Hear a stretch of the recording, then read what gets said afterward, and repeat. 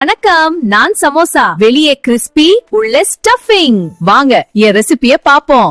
வணக்கம், நான் வெங்காயம். ஒரு கப் அளவு நல்லா நறுக்கிய எண்ணெய் பயன்படுத்துங்க. உணவுக்கு சுவையை தருகிறேன். நான் பச்சை மிளகாய் கொஞ்சம் போதும். காரம் மனம் சுவை கூட்டி ஸ்டஃபிங்க சூப்பரா மாத்துருவேன். நான் உருளைக்கிழங்கு ஸ்டஃபிங் மசாலாவை மென்மையாக்கி சமோசாவை சூப்பரா மாத்துருவேன். நான் கொத்தமல்லி இலை சமோசாவுக்கு புத்துணர்ச்சி தருகிறேன். மனம் சுவை கூட்டி ஸ்டஃபிங்கை முழுமையாக்குவேன். நான் உப்பு சமோசாவுக்கு சுவைய சமநிலைப்படுத்தி எல்லா சுவையையும் வெளிக்கொண்டு வருவேன்.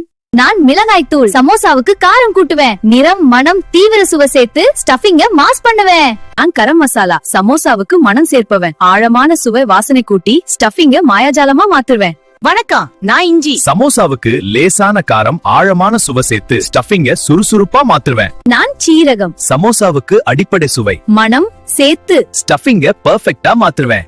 இப்போ எல்லா பொருட்களையும் ஒன்றாக சேர்த்து நல்லா கிளறிய பின் வாசனையுடன் சமோசா ஸ்டஃபிங் தயார். இப்போ தயாரான ஸ்டஃபிங்க சமோசா ஷீட்டுக்குள்ள வச்சு அழகா மடிச்சா சமோசா தயார்.